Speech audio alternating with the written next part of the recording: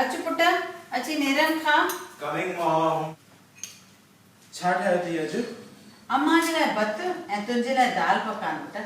Mummy तो त कल चयो कोकी ठाहींदीअ। गॾु पिणे चयो न दाल पकवान लाइ। अॼु खणी खा सुभाणे ॾींदीसीं कोकी ठाहे करे।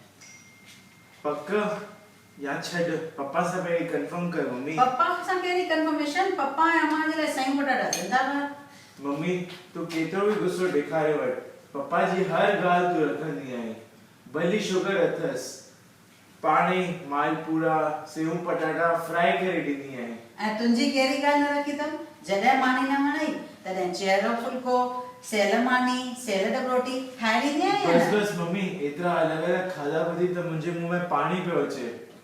हिकु कमु कर हिननि मोकलनि में तूं रोज़ मुंहिंजे लाइ हिकिड़ी मिठी ऐं हिकिड़ी चेरी नेरन ठाहे मां कुझु कोन चवंदसि। पक तस पहिरीं हिननि डिलीशियस खाधनि जो फोटो मां इंस्टाग्राम ऐं फेसबुक ते विझां। सिंधी नेरनूं ॿियूं केतिरियूं ई थींदियूं आहिनि मज़ेदार। ही आहे दाल पकवान। ॿुधंदे ई नालो वात में पाणी अची वञे। कोकी ऐं ॾुध या लोली ऐं ॾुध।